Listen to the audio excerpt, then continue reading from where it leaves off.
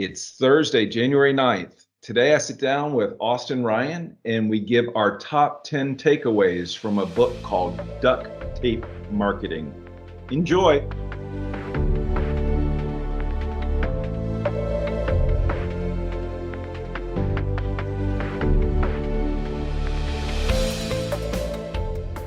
Today we're going to talk with Austin Ryan about a book that we just went through called Duct Tape Marketing. How's it going, Austin?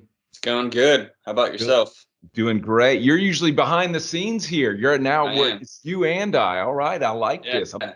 I'm pulling in the producer. I like it. Yep. No Usually behind. I'm just clicking the record button, but now I'm actually talking. So. Yes, you are the subject matter expert now that you've Sure. read a book. You ever read a book before, Austin? First time for everything. No.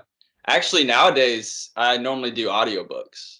It's kind of the way the world's going right now, but it's always good to pick up a book and actually read it. It's something about the physical book, getting through it feels good. Yeah, absolutely. I mean, for me, I've got mine sitting right in front of me and just taking notes is kind of, I like the analog version for certain things, not everything, but right. Yeah, it's kind of nice. So today we're to jump into it, we're going to go through our 10 takeaways. And so Austin did 5 of them that we'll go through, takeaways from the book. And it's by Jantsch. Did I say that real quick? So I can get, and I'll say it so you don't have to say it. He's got a nice podcast. And just I think I really like this book because it's really practical. So I like the duct tape things. I'm a small business owner.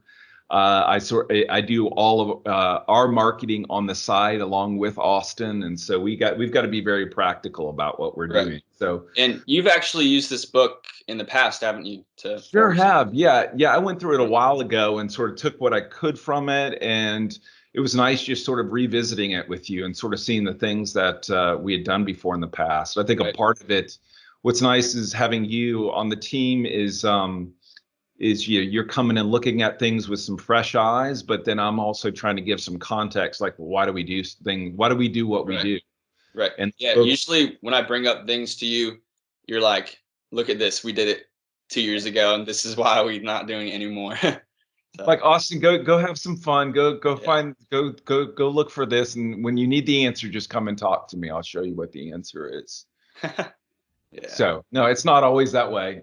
I love having somebody to come in, and it's good for having someone challenge what you're doing as well, and having somebody with fresh eyes take a look at it and a different viewpoint on things. So let's go ahead and jump right into it. So what was your first takeaway from the book? Okay. Yeah. First takeaway was the author gives a good definition of marketing, a general definition. He says, getting someone who has a need to know, like, and trust you. And then he says, turn that into try, buy, repeat, and refer. So the end goal is to actually get people to refer you business. And that was kind of eye-opening, just how much business we get from referrals and people that are our champions. So that was interesting to read. And then along with that, once in that process you form a strategy, and he was saying how you don't do any tactical decisions before you got your strategy. Your strategy is basically the filter for the tactical decisions. It's really easy, I'm sure, as you're starting 3 well to think of all these tactics that you want to do, and there's, with the world of marketing, there's so much stuff that can pull you in every direction. So it was good to see that there's a filter to this, and just like from like the perspective of like, maybe I want to one day start a business, myself, and seeing that it's filtered through strategy, and you get lost in all the tactical things if you aren't careful. So that was cool. Yeah, I think the other thing that this is like he calls marketing a system. That was one of the big things here with this, is sort of like creating. Right. Marketing is a system, and so that was nice. It was good to read that and to emphasize that, and you can see that he puts a name to it. He likes to, put an actual name to things so people can know that this is our just Three Wills marketing system. You can get more creative with the naming, I'm sure, but Cool. it was kind of interesting. Yeah. And we actually, when we went through this, gave our system, we tried to give it a name, which is helping clients succeed. And we did produced some training out of that. And we'll get into that in a little bit here. Number two, what was your number two? Number two kind of goes along with, there's a lot of tactical things that you can be doing. But it's kind of the content publishing model, saying that today's marketers must commit to producing content much as a publisher might. Yep. And so valuing the ability for a marketer to be a good publisher nowadays is very important. So it was interesting to see that him kind of describe marketers as publishers, and it makes a lot of sense the more you get into marketing, because today's more about getting content out and not necessarily being the expert. You can, what I've learned a lot through Three Wills, I can't be the expert at all this specific SharePoint and techie things. It's kind of being the facilitator to get the content out, realizing that we have like categories of content and seeing where we can produce the content, like get people scheduled for podcast or blog post, which at Three Will, we every quarter we have each of our associates publish either a podcast or blog post. So it's good to see that teamwork there. So yep, you're absolutely right. I mean, a lot of our time when we talk about marketing is all about content, creating content to share with others, and really we'll get into more of that in one of mine as well. But yeah, it's like we're a small publishing. we're getting blog posts out right now. We're producing content, and so it's very important for us. And we'll get to this in a little bit, but it's about educating people. That marketing is about education. It's about helping people learn about something. And that's how you get them to trust. Yep. That's part of the marketing definitions. You're absolutely correct. What's number three for you? 3 is similar to 2. It's marketing calendar. Because the scarcest resource in anyone's day is their time, and we can get pulled in multiple directions. And we've noticed this with our social media strategy, not trying not to get pulled too hard into the social media strategy, where we actually automate some of our content. And so it's automated through posts, like blog posts, and we also schedule it on Hootsuite, which is a nice tool to do. And every once in a while I go in and actually every Friday I do a unique post from what's happening recently, just to keep the touch where it doesn't seem as automated. We try not to make it seem automated, but nowadays you have to allocate your time, towards different things more than social media. If we got more value out of social media, I'm sure we would dedicate more time towards it. But that's not like the core way that we get new business. So yeah, it's interesting you mentioned that. I mean, for us, if on the social side of things, again, with regards to strategy for your first one, we're in the business to business. We focus in on that's the type of business that we're in. And I think a lot of this it's about education. It's about there's an aspect of people giving back to the community, sort of like what we're learning, we're sharing and giving back to the community. There's not a lot of, like, when it comes to work, there's some social interactions, but a lot of it is more about the conversations that happen when you meet up with people, or there's a lot of things that people might, in a business to business scenario, they're not out there talking in the social about it, but as opposed to more of like the business to consumer, when you go and buy something, you like it, you go talk with your friends about it.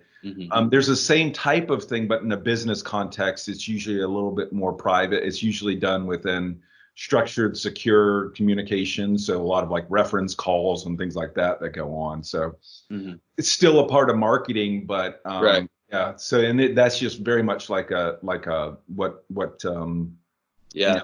the thinking about sort of how do people communicate and what are the means in which they do that. So Right. And something unique about our blog post, realizing how we get business through blog post, which is kind of unique when I discovered like that IT departments use our blog posts sometimes whenever they have questions, and we can actually get business from whenever the project is either out of their scope or too big for them. yeah. They can reference us because they got their information and they trust us, as a source of good information. So And it's what you come to find out is in a lot of these business to business, it's not one person making the decision, more like business to consumer, where a consumer goes out to the store, goes and right. buys something. This is a group of people making a decision. And I think over the course of the years, we've been very strong about the technical, like having people feeling comfortable with us from a technical standpoint. Yep. The thing that's been challenging us over the last couple of years is more of reaching out to the business side, and really focusing in on what sort of business problems do we solve, as opposed to talking about the technology that we use for solving those business problems. Right. All Yeah. good stuff. Good Yeah. stuff. Talk to me about number 4. What was your number 4? 4 is the ideal prospect profile. Uh-huh. And so this is basically painting a picture of your ideal client, which is he outlines it as a physical description plus what they want, plus their problem, plus how they buy, plus the best way to communicate with them is your ideal prospect profile. And we kind of took this in maybe a step forward and created customer personas, and which these are like fictionalized buyer personas that represent kind of groupings of your ideal customers. Yep. And we got this, I think you got it from HubSpot, the idea to do this. And we interviewed representations of each ideal client, each grouping, Yep. and asked them certain questions to figure out why, like for example, why they decided with us in the first place, and ways we can improve and understand them better. So that was cool to see. Wasn't that interesting? It was based on some of the personas don't ever go to our website. Yeah, that was unique. Yeah. Yeah, and one of them, especially like it was interesting to find out sort of like they lean on somebody else within the organization for finding us. One of the interesting things that from those conversations was like if you were to Google something and find a company like 3Will, what would you Google? And from them about what it would be. That helps us with keywords, right? So we're thinking about for us like finding that next ideal customer, because what we want to do is find more of those ideal customers. And man, I think one of the things that'll be fun for this year is we're thinking about creating that group, basically like a council, and having them all together and setting up something where we're spending more time with them, maybe once a quarter, where we're getting together with this group of what we call our ideal customers. We also got into the concept of champions too with that. Right. We'll talk about that maybe in a little bit as well. Yeah. Anything else with ideal prospects, or anything else you want to add there? I don't think so. Number 5. Yeah, number 5 is talking logo, which is a cool kind of like elevator pitch kind of thing. And so we kind of have a general talking logo. If you go to our website, at the top, it says, we help companies craft modern digital workplaces on the Microsoft cloud. And so that's kind of like a general way that we describe the company, but it's cool to see. So we have different, we have like delivery or sales, different people within our company, and it's during one of the meetings you hosted, you asked them for, I think it was for homework, to come up with their own talking logo, kind of like a short elevator pitch that is like a sentence to describe or to get the conversation going, not, to kind of describe what we do, but not be too, wordy with it. So, yeah. yeah.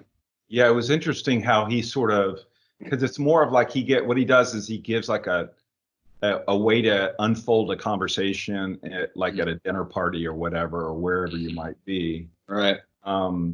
And I think what we came away with was like when somebody asks what 3Will does, we say, we help companies or teams work together better. Work together better is sort of like our thing. And then they might ask, well, how do you do that? And then you can sort of start to branch off into, well, these are the different ways. We get them all on the same platform. We build applications that help them make better decisions, and you can sort of go off into that.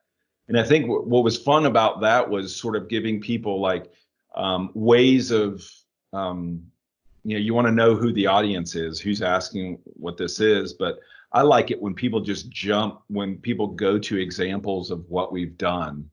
So one of the best cases like I give to people is like, when you go into the AT&T store and you go to look at a new iPhone, or they have a price card beside it, and then you start talking about how we built an application behind the scenes for how they get that information to the store, and how is it, where are the controls, what are the different groups that are involved with that. Or then talking about like, next time you go to the Atlanta Braves, they have a daily one pager that everybody has in the park. Yep. And how does that get produced? It's actually multiple groups that are working together to get that single page for that day available to everyone. And when you give examples, it helps people, I think, so much more.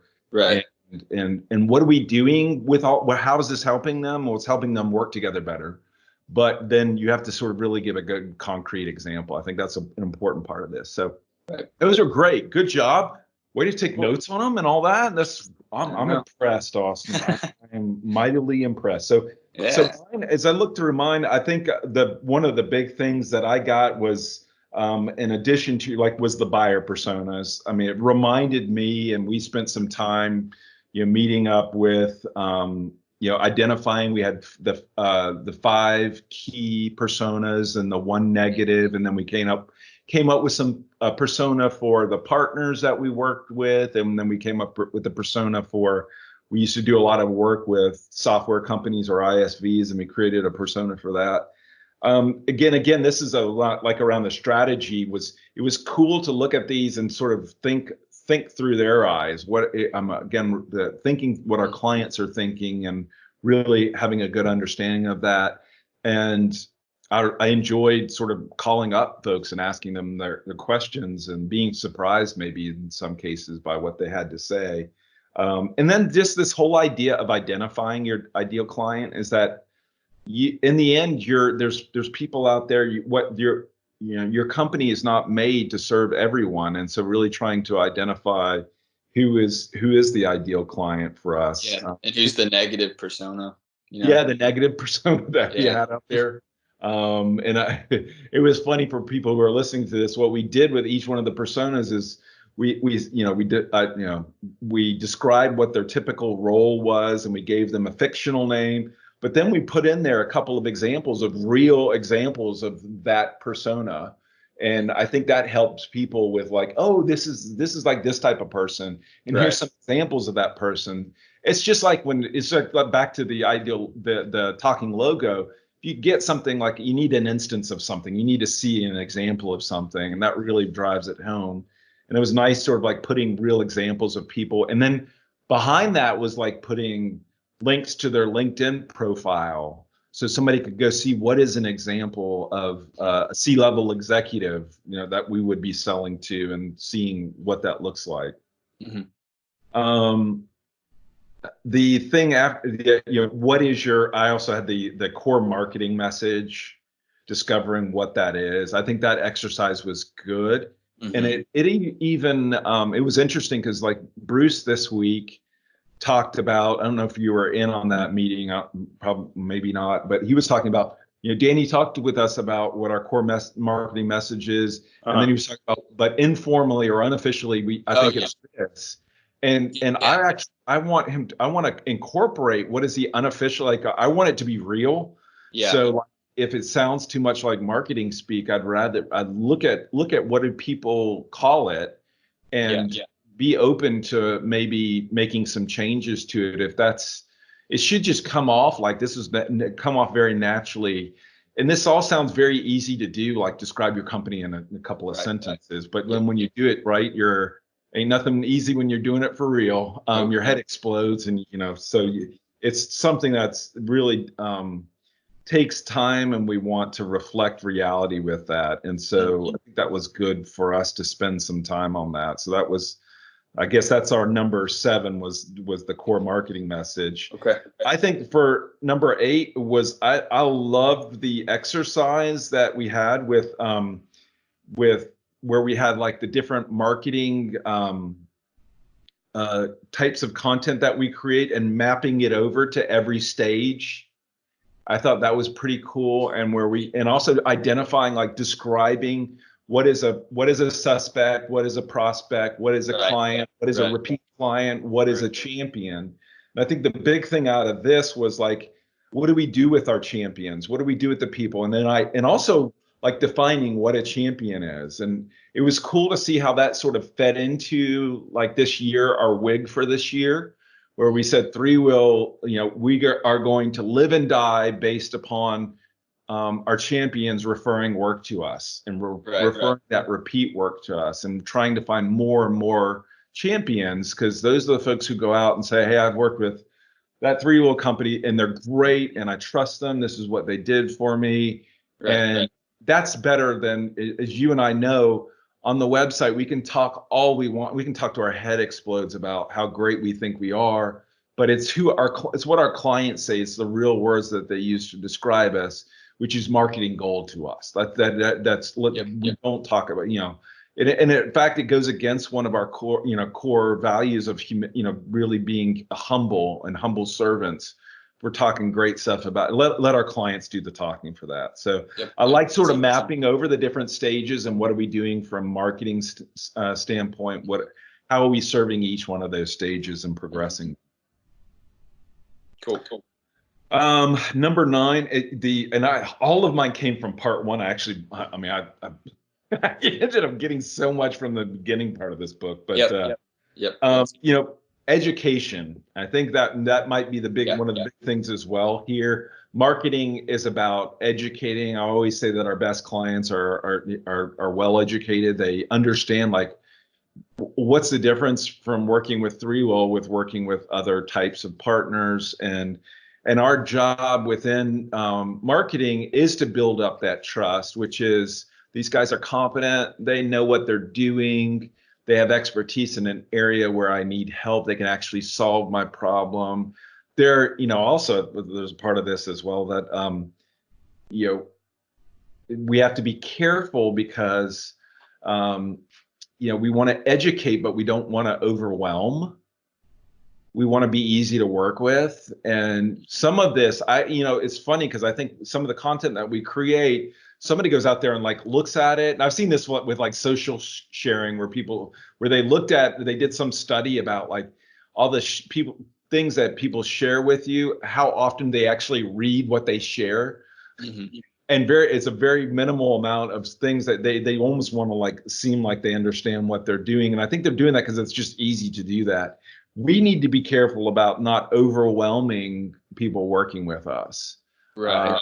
But where they feel comfortable, where they look and they say, these three-wheel guys, this three-wheel company is a great, has expertise in this area. I don't need to know all that expertise, but I feel comfortable that they can solve my problem. Yeah, that makes sense. The last one, number 10, which was sort of came out of this book, which was from the chapter 9, get your entire team involved in marketing.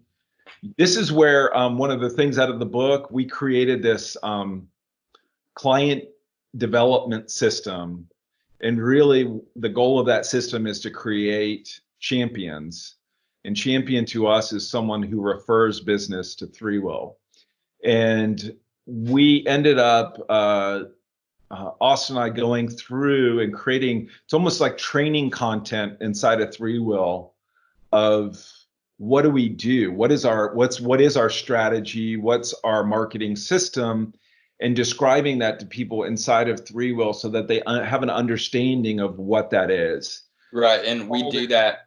We try at least during onboarding, to get people on board and understanding, exactly what our marketing tactics are and how people should kind of talk about us and perceive us, with like if you were making a PowerPoint deck to follow our templates and don't mess with the logo, things like that.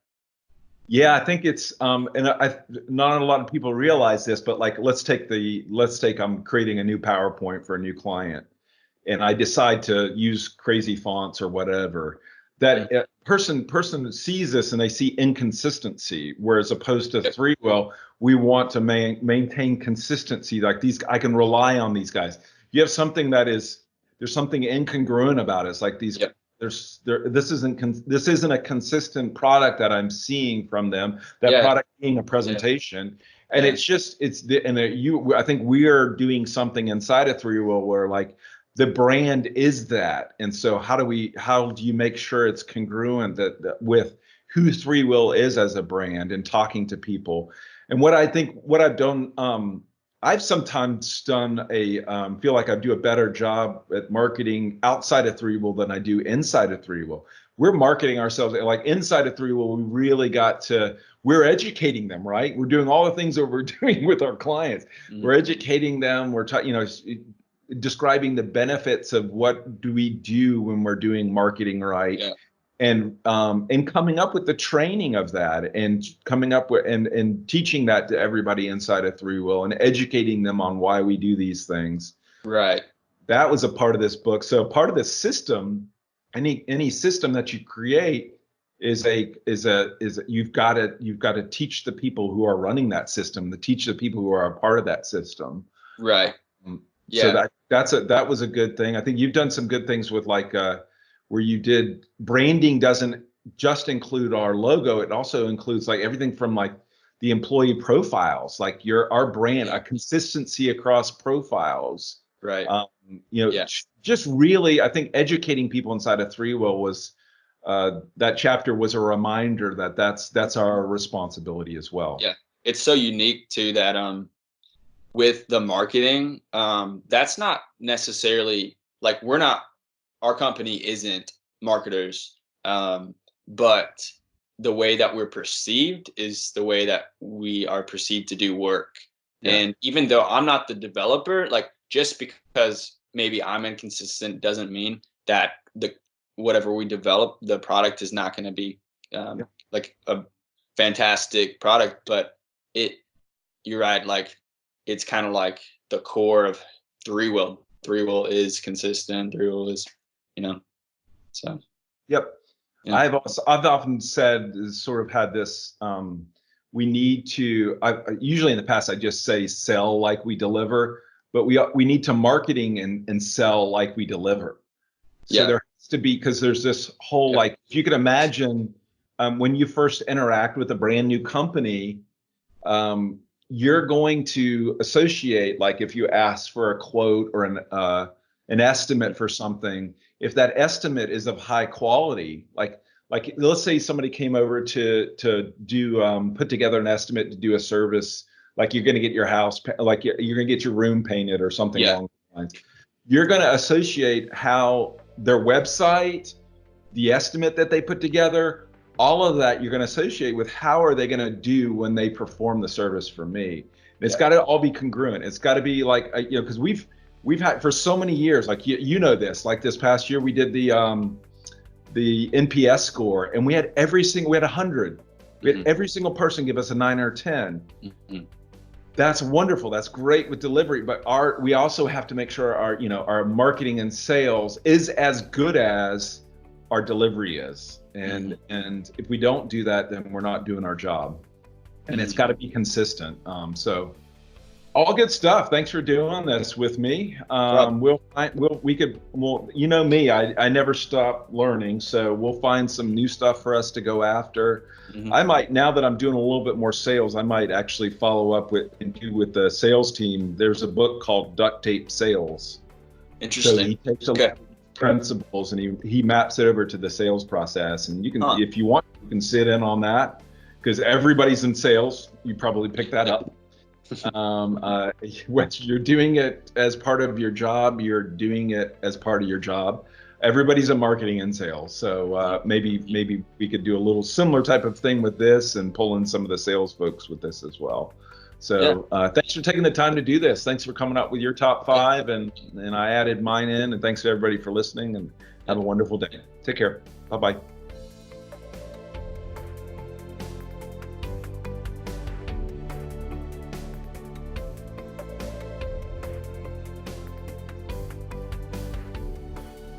Thank you for listening to the Work Together Better podcast. We're available on SoundCloud, iTunes, Stitcher, and TuneIn. If you're looking for a partner to help you craft a modern digital workplace on the Microsoft Cloud, please come by and see us at 3will.com. That's the number 3 spelled out, WILL.com. Thank you and have a great day.